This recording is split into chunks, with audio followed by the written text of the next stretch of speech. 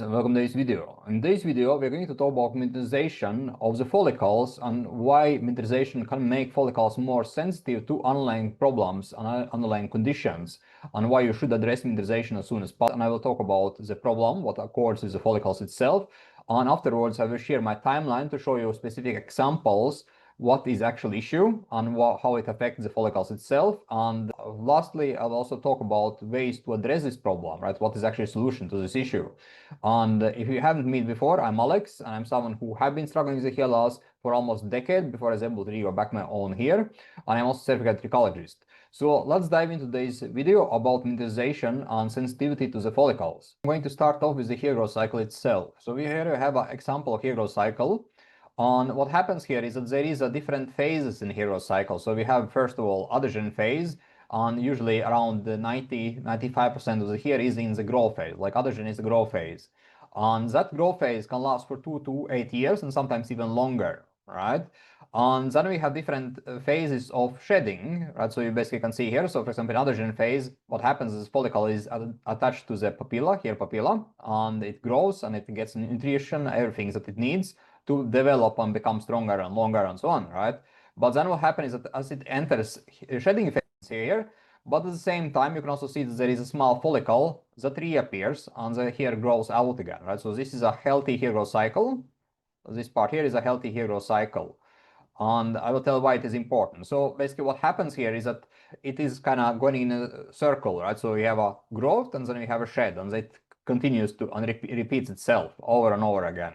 But if there is, for example, different underlying conditions, let's say, for example, alopecia or nutritional deficiencies or stress factor, for example, fluid, for example, or different illnesses, or one takes some kind of medication, for example, or let's say different scalp conditions, scalp problems, for example, that weakens the follicles, what can happen is that those follicles that should start to grow again in early adhesion phase, they don't do that, and the follicles end up in catagen phase, right? So this phase here. And this phase here is basically what happens is the follicles, they kind of stay in a standby modus. They are not like a hair papilla is not producing new follicles, and it stays empty, right? So this is a problem, because what happens is the more hair ends up in this state here, the less hair there are, right? So this is a phase we want to avoid. So this is one thing of the problem. When there is, for example, underlying problems cause the hair is not able to be reactivated and they stay in the catagen phase. Another issue with it, with the miniaturization itself, is that what happens is that the follicles, let's take a look at next slide here, is that follicles, they shrink, right? So if you look at more closely up here, you can see the follicles start to shrink and they become smaller, lighter, and thinner, and eventually they can also disappear, right? So basically they can enter the catagen phase. And it can happen much faster, for example, if there is different underlying problems besides allergenic alopecia. But other issues that you can see here in those pictures is that the follicles itself, they start to near more surface compared to terminal here. And the issue with it is that, first of all, when they are more near the surface, they also become more reactive to external factors or factors that can affect the hair growth cycle itself. And additionally, the blood vessels itself also get stretched out compared to terminal here. And that can be also a problem if, for example, there is different underlying conditions. For example, if the follicles are not able to get micronutrients, for example, or there is, let's say, lifestyle factors, then it can affect those follicles and cause them to shed much easier out compared to someone who has a hair in terminal state, right? So this is other issue with that miniaturization. And when one starts with the treatment, what happens is that if everything goes well, as it should, then follicles, they slowly start to change back the phases, and they can get to, for example, like this state here, and they can even sometimes get to this state here, depending on the treatment, depending on the timeline, of course, the hair loss. But what also happens is that if the time has gone far too long when the miniaturization has occurred, what happens is the follicles itself, they kind of stay more near the skin surface compared to before, right? So they are more near the skin surface compared to original terminal here. As you can see that they are much deeper into the skin surface compared to the hairs that are in the last slide here. So, and this is the issue, because what happens is that even if you have been able to regrow back the hair itself, they are still much more sensitive to those external factors, internal factors. So for example, by internal factors, I mean, let's say lifestyle factors, let's say smoking, for example, potentially alcohol, unhealthy lifestyle, for example, because it also affects circulation, and they also can affect micronutrient balance, and also spike more, for example, DHT sensitivity, or affect hair growth cycle, right? That also is something that applies to diet. For example, if one has, let's say, trigger foods in his diet, or it can be also gut-related issues, for example, and other potential problems that could affect DHT sensitivity or hair growth cycle. And externally as well, it is a problem. For example, if one is using a shampoo that causes reaction, or one is using, for example, or has a shower water that is problematical for scalp environment, or other type of topical, like it becomes a much bigger issue, because you often hear some guys, for example, they say before the hair loss, they were able to do all types of topicals on the scalp. It didn't matter what kind of shampoos they were using. It didn't matter what kind of foods they were eating. They didn't lose the hair. But now they are losing the hair much more easily. And this is a problem, because what happens is mineralization stretch out those blood vessels, and also the hair itself becomes much more near the surface, right? And I want to show you also an example of it in terms of scalp biopsy. Let's take a next slide here. Scalp biopsy. So basically, when one takes a scalp biopsy, it is around half centimeter of the skin tissue, right? This is a small sample of skin tissue on the scalp is taken out, and you can see how is the difference between the depth of the terminal hair and mid-rise hair, right? So there is actually a difference in depth of them. And again, like if one addresses the hair loss early on, right? So one addresses the hair loss early on in mineralizations, and one can avoid this problem, right? But if one has, for example, hair loss that goes on for, let's say, 3 years, 5 years, or even a decade, or potentially more, then it becomes a bigger concern, bigger issue. And again, it depends also on the factors, how fast progression is according, also what other factors that are involved besides androgenic alopecia, right? Those factors also determines how big impact that mineralization has on the follicles itself, on follicle health itself, but it is a problem. All right, so other things that I want to talk about is my own timeline to show you examples of what happens when the follicles miniaturize and what kind of impact underlying problems has on the follicles. And in terms of my timeline, I'm going to start with my photos of when I didn't have a hair loss first. And this is a picture of me when I had a full silk hair at the age of 15 years old, right? So this was when I was 15 years old, I had a full silk hair. And then what happened when I was 17 years old, I started with the gym supplements. And gym supplements that I have spoken about previous videos, and if you want to know more context of it, you can check them out. But basically what happens is my follicles, or my hair in temples, start thin out. And you can see that there was a severe thinning after I had taken gym supplements for a couple of months. And then what happened is that I stopped with them, and I was able to recover my hair. And again, in other videos, I talk more about it and I show pictures of it. But I just want to show you how a long time ago my follicles and temples were sensitive to different underlying problems, right? And what happened next is that as time went by, I developed androgenic alopecia, right? So this is a picture of me back in 2007 when I was having androgenic alopecia, right? And you can see what happens that I was barely able to cover my temples with my hair, right? Because there was a lot of temple thinning because of androgenic alopecia. And my scalp itself started to become very diffused, right? I had diffused hair loss pattern.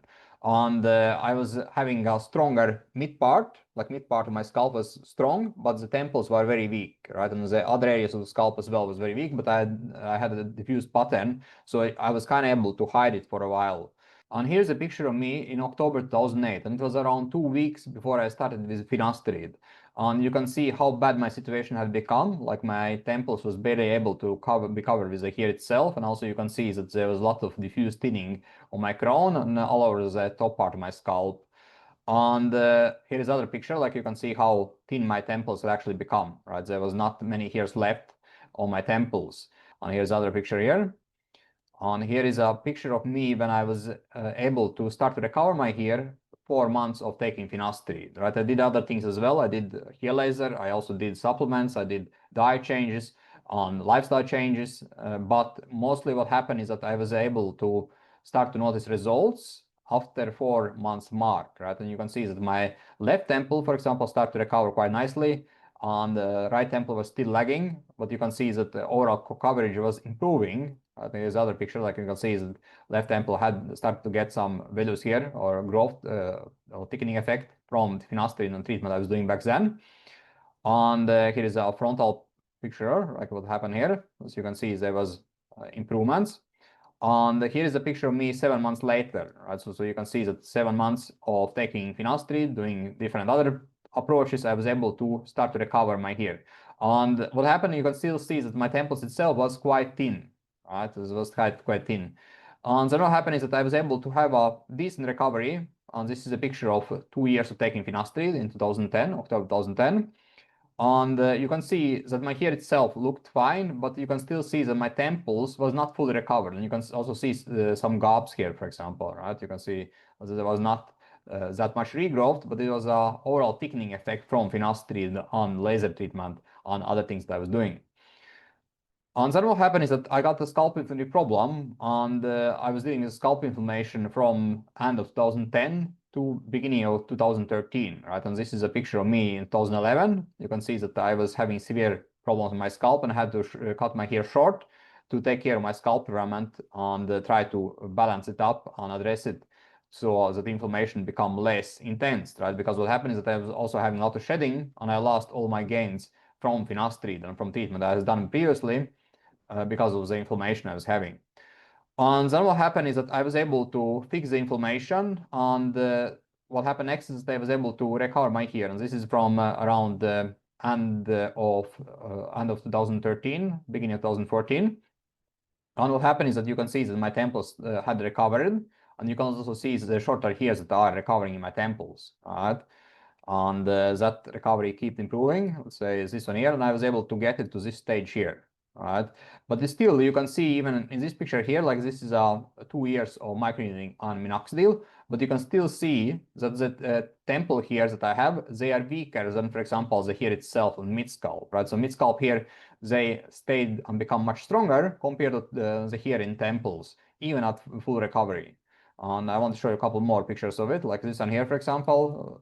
You can also see that there is a bit less strong here compared to the hair itself on the terminal on the mid scalp. And here's other one with a different hairstyle. Again, you can see that there is a weaker hair on my temples. This one here in like a different direct sunlight. Let's see this one here as well. Right. Again, you can spot that there is difference between those here in the corners compared to the terminal here.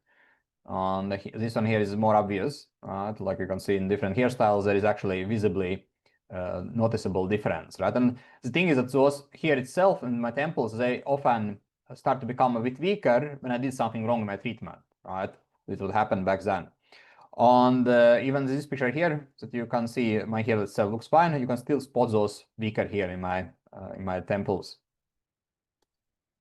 And then what happened is that at some point I overestimated my scalp, right? So this is from 2016, like summer 2016, and I overestimated my scalp, and it led to that I started noticing massive shedding in my temples, and you can see how weak my temples become, right? And then what happened is that I started to notice that there was more and more thinning in my temples, and I got to a stage here where it actually was very thin, and you can also see my scalp was out of balance, so it became very oily. Right, so there was multiple things that accorded, but my problem was that I was doing too much growth stimulation with microneedling and minoxidil application. Like I was applying too much minoxidil, I was doing too much microneedling, and altogether basically led to scalp around was not healthy, and it led to weak follicles in my temples. But again, my mid party, right, it was still strong. Right, you can see the terminal here that is mid part of my scalp was still strong. And then what happened is that I was able to recover those areas. And again, I've spoken about previous videos, but you can see that the temples again was recovered. Here's another picture. All right, you can see if you zoom it in, you can still see that follicles that are recovered, they are still weaker compared to the stronger terminal here. And here's other one. This is from around January 2017, right? You still can see spots of weakness to the temples. And here's a video where I talk or go through my problem in around March-April 2017. I had a thinning because of some dermatitis on my scalp. As you can see, the temples again become weaker. And then I was able to solve the problem and temples sticking up. This is summer 2017. And here's a picture of me with long hair, right? But again, you can spot that there is a weakness to those temples. All right, and this one here as well. And here's other one, but still you can, even with long hair, you can still spot that there is not perfect temple here compared to other ones. And here's other one, right? let's see, on this one here as well. So my point here is that when the follicles have been thinning out for a long time and they have miniaturized, what happens is they become so much more sensitive to different factors, right? And those different factors, as you get older, they become even more important compared to when one is younger. So this is also definitely my experience, is that when I was, for example, let's say 5 years ago, and I did some mistakes in my treatment, it didn't have that much impact on those here compared to now, right? If I do a small mistake in terms of my diet, for example, in terms of my lifestyle, let's say, for example, there is more stress, or there is less sleep, for example, or there is some triggering meal, what happens is that I have a shedding, and I have a shedding in my temples, not my mid scalp, like mid here itself. They don't get affected by that problem that is according, right? So basically what happens is those mid scalp here, they stay, they don't shed out. But I do have much more shedding, for example, my temples, because the temples itself, they always have been weakest, and they also had a much longer timeline in terms of hair loss compared to, for example, mid scalp here, compared to the here longer into crown, for example. And that is an issue for me, because when I do mistakes, some of my temples also become lighter and thinner, and they also have more shedding, right? And for you guys, for example, if you are someone who has a hair loss, and if your hair loss is recent, then addressing it as soon as possible is always best option, right? You always want to address the hair loss as soon as possible to avoid this kind of problem. And if you are someone who struggles with the hair loss, if you are in the same situation like I have been in the past, you can book a session below this video. There's a link for it, and we can speak. We can find a solution to your hair loss problem.